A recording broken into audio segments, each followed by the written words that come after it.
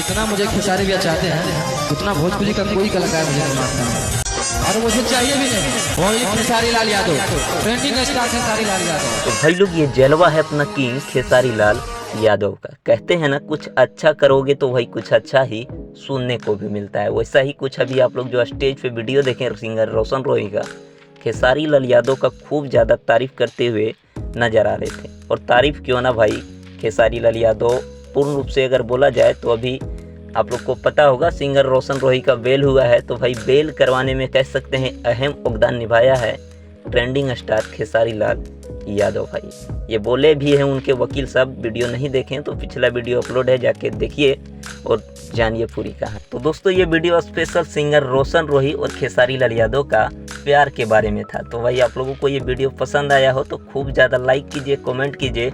Facebook page पे देख रहे तो भाई फॉलो करके इस वीडियो को एकदम गर्दा उड़ा के शेयर कर दीजिए। मिलते हैं फिर नेक्स्ट वीडियो में। थैंक्स फॉर वॉचिंग भाई, लव यू ऑल।